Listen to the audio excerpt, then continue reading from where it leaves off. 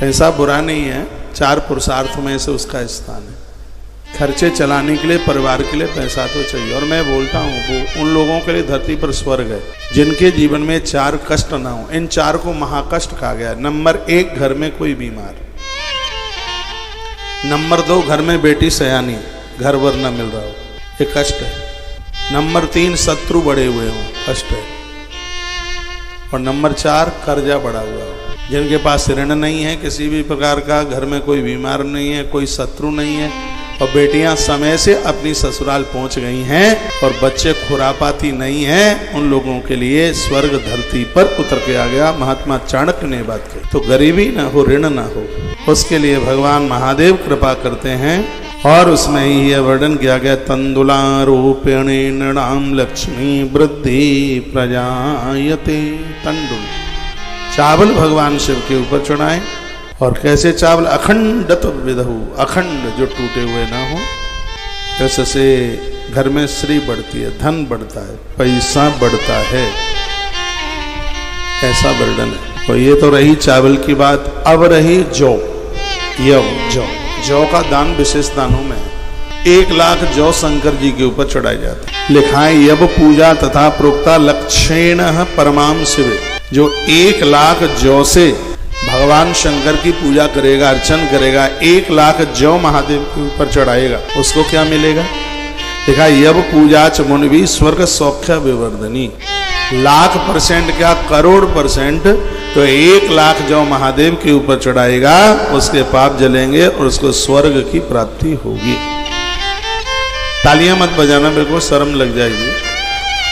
घर में कोई वृद्ध हैं, मरासू रखे हैं, साल 6 महीने के मेहमान हैं, बीमार हैं, अब ज़्यादा जिंदा नहीं रह सकते, उनके हाथों से उनके हाथ लगवा करके और ये जौ चढ़वा दीजिए, जौ की बड़ी महिमा है।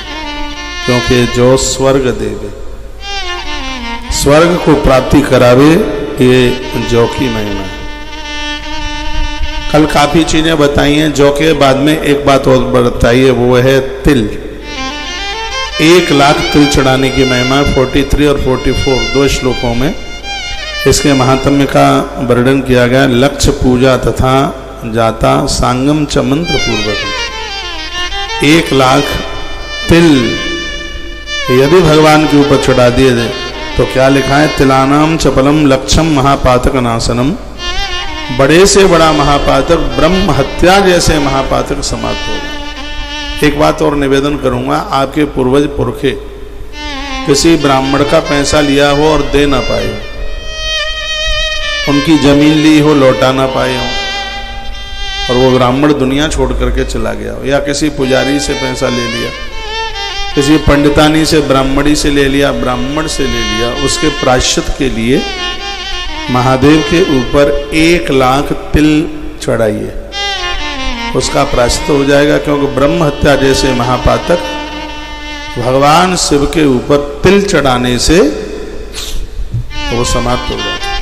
तिल की इतनी बड़ी महिमा। पारा महादेव से पैदा हुआ है, चांदी महादेव से पैदा हुई है, तो तिल और कुसा ये नारायण से पैदा हुआ।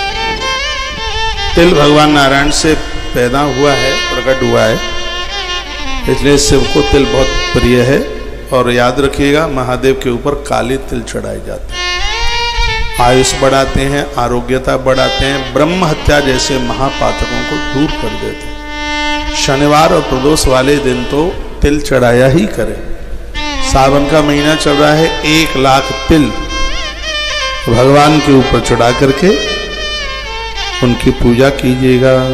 वर्णने व्रता गौश्य प्रदान दत्त्वा बलि व्रतवस्तैवच। सावन के महीने में नंदी की पूजा, नादिया को हरा चारा खिलाना, उसको लड्डू खिलाना, नंदी का पूजन करना, उसके चरण धोना, उसके ऊपर पलान वस्त्र डालना रेशमी उसके ऊपर, उसकी परिक्रमा करना। गैया की परिक्रमा पूंछ की तरफ से की जाती है और नंदी की परिक्रमा मस्तिष्क की तरफ से की जाती है। नंदी के चारों चरण चारों पुरुषार्थ के प्रतीक है। ऐसा बताते हैं, जो नंदी का चरण धोकर के चरणों तक ले ले, उसको 67 करोड़ तीर्थों का आचमन करने का फल प्राप्त हो जाता है। ऐसा से पुराण में लिखा। अमावस्या के दिन नंदियों को लड्डू जरूर खिलाया करो, घर में पितृदोष नहीं रहेगा।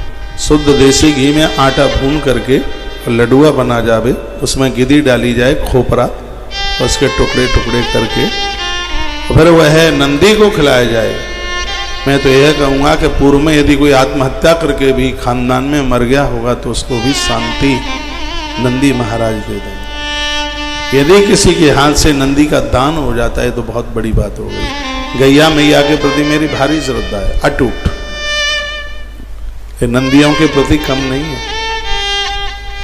नंदी के प्रति अपार श्रद्धा है।